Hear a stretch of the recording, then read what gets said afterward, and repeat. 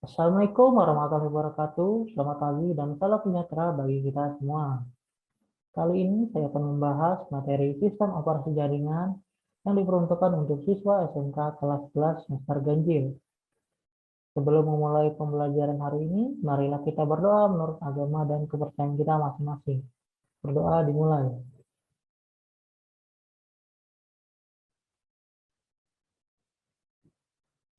Selesai. Sebelum masuk ke materi, mungkin beberapa dari kalian sudah pernah mendengar apa itu sistem operasi jaringan. Lagi di zaman serba digital sekarang, kalian pasti sudah tahu apa itu Windows, lalu ada jenis dari Windows itu sendiri, kemudian ada Linux dengan jenis Linux itu sendiri, dan lain-lain. Di sini saya akan membahas 5 kompetensi dasar pada pembelajaran materi sistem operasi jaringan. Yang pertama, pengertian sistem operasi jaringan. Yang kedua, fungsi sistem operasi jaringan. Yang ketiga, karakteristik sistem operasi jaringan. Yang keempat, jenis sistem operasi jaringan. Yang terakhir, macam-macam sistem operasi jaringan. 5 poin ini akan menjadi materi pembelajaran kita pada hari ini. Untuk memulai pembelajaran kita pada hari ini, kita akan membahas pengertian sistem operasi jaringan. Sistem operasi atau operating system adalah perangkat lunak yang bertugas untuk melakukan kontrol dan manajemen perangkat keras serta operasi-operasi dasar sistem, termasuk menjalankan software aplikasi seperti program-program pengelola kata dan browser web. Sistem operasi jaringan atau disingkat SOJ adalah sebuah sistem operasi yang diinstal pada komputer server ditujukan untuk menangani jaringan. Di dalam jaringan komputer itu terdiri dari dua. Yang pertama, server, yaitu komputer yang menyediakan fasilitas bagi komputer-komputer lain dalam jaringan. Dan yang kedua, komputer klien, yaitu komputer-komputer yang menerima atau menggunakan fasilitas yang disediakan oleh server. Nah, materi yang kedua itu fungsi sistem operasi jaringan. Fungsi dari sistem operasi jaringan adalah untuk mengelola sumber daya dirinya sendiri dan juga untuk mengelola sumber daya komputer lain yang tergabung dalam jaringan. Sistem operasi harus diinstal ke dalam komputer agar dapat berfungsi dengan baik. Sistem operasi jaringan juga mempunyai fungsi utama, yaitu sebagai berikut. Yang pertama, menghubungkan sejumlah komputer dan perangkat lainnya ke sebuah jaringan. Yang kedua, mengelola sumber daya jaringan. Yang ketiga, menyediakan layanan. Yang keempat, menyediakan keamanan jaringan bagi multiple user. Dan yang kelima, terakhir, mudah menambahkan klien dan sumber daya lainnya. Oke, ini materi yang ketiga yaitu karakteristik sistem operasi jaringan. Sistem operasi jaringan mempunyai karakteristik sebagai berikut. Yang pertama, pusat kendali sumber daya jaringan. Sistem operasi jaringan akan terinstal pada komputer server yang memungkinkan untuk dapat melakukan kendali terhadap sumber daya dalam jaringan. Yang kedua, akses aman ke sebuah jaringan. Sistem operasi jaringan akan dibekali dengan sistem security yang lebih baik dibandingkan dengan sistem operasi biasa. Yang ketiga, mengizinkan remote user terkoneksi ke jaringan. Sistem operasi jaringan mampu melakukan remote terhadap user ke dalam jaringan, sehingga memudahkan teknisi untuk dapat melakukan remote komputer klien. Yang keempat, mengizinkan user terkoneksi ke jaringan lain, misalnya internet. Dengan adanya sistem operasi jaringan, memungkinkan kita untuk bisa menghubungkan komputer-komputer klien agar dapat terhubung ke internet. Selain itu, kita juga bisa mengontrol user mana saja yang bisa terhubung ke jaringan internet. Kemudian yang terakhir, backup data dan memastikan data tersebut tersedia. Sistem operasi jaringan dapat melakukan backup data dan memastikan data tersebut ada. Nah, untuk materi keempat yaitu jenis sistem operasi jaringan.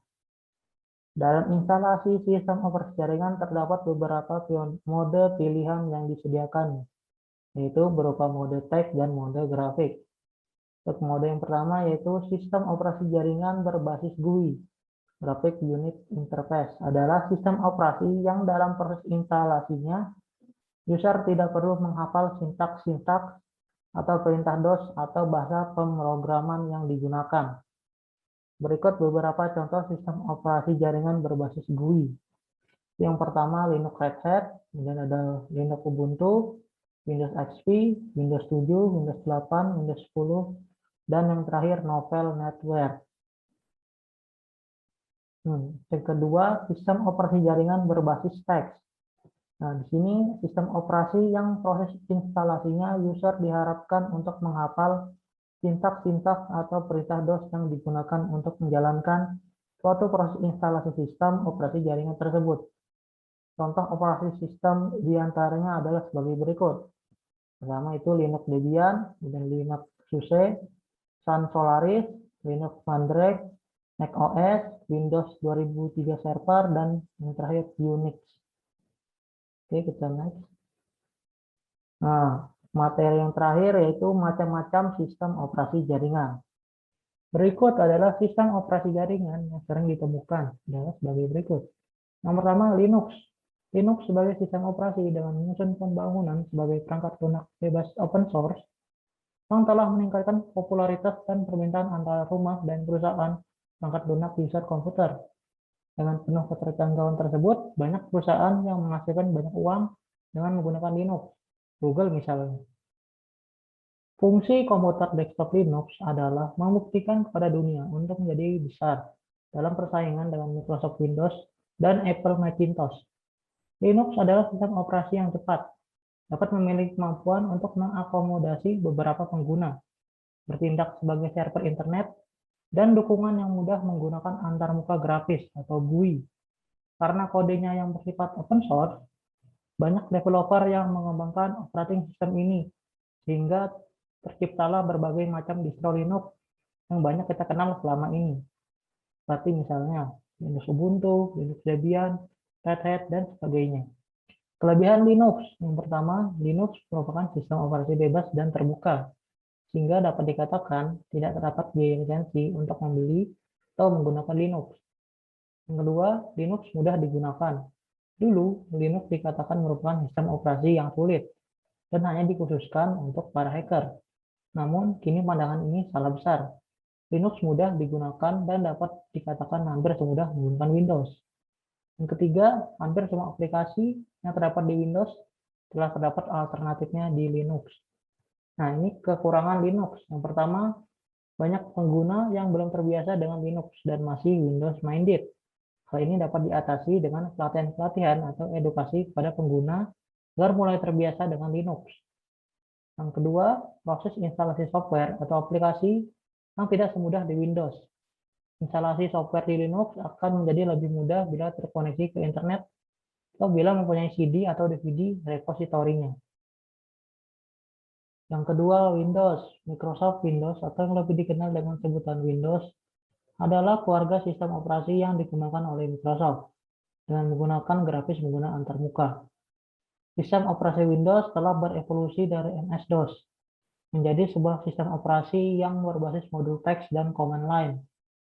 Windows versi pertama, Windows Graphic Environment 1.0 pertama kali diperkenalkan pada 10 November 1983, tetapi baru keluar di pasar pada bulan November tahun 1985, yang dibuat untuk memenuhi kebutuhan komputer dengan tampilan bergambar. Windows 1.0 merupakan perangkat lunak 16-bit tambahan, bukan merupakan sistem operasi, yang berjalan di atas MS-DOS dan beberapa varian MS-DOS, sehingga ia tidak akan dapat berjalan tanpa adanya sistem operasi DOS. Untuk versi 2X dan versi 3X juga sama. Beberapa versi terakhir dari Windows dimulai dari versi 4.0 dan Windows NT 3.1 merupakan sistem operasi mandiri yang tidak lagi bergantung kepada sistem operasi MS-DOS. Microsoft Windows kemudian bisa berkembang dan dapat menguasai penggunaan sistem operasi hingga mencapai 90%. Nah, ini kelebihan dan kekurangan Windows. Nah, ini pertama kelebihannya user friendly dibandingkan dengan sistem operasi yang lain. Instalasi software masih mudah dibandingkan dengan instalasi di sistem operasi lain. Banyak software yang berbasis Windows, dukungan driver yang banyak. Nah, kemudian ini ada kekurangannya. Yang pertama, harga lisensi mahal. Kemudian, komunitas terlalu sedikit karena bersifat closed source. Yang ketiga, banyaknya virus yang sering menyerang Windows. Yang keempat, sistem keamanan yang masih dibilang kurang memadai. Yang kelima, sistem yang masih kurang stabil. Sebagai penutup, saya membuat kesimpulan sebagai berikut.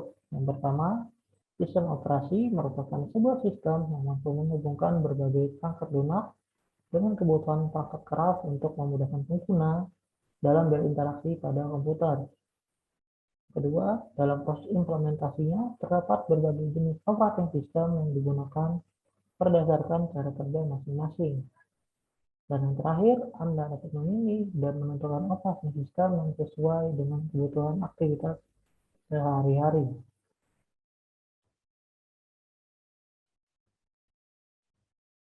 Sebelum mengakhiri pembelajaran kita pada hari ini, marilah kita berdoa menurut agama dan kepercayaan kita masing-masing.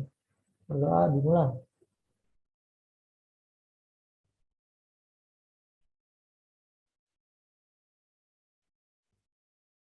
Selesai. Sekian, terima kasih. Mohon maaf apabila ada salah-salah kata. Mohon dimaafkan. Wassalamualaikum warahmatullahi wabarakatuh. Sampai jumpa pada pertemuan pembelajaran kita selanjutnya.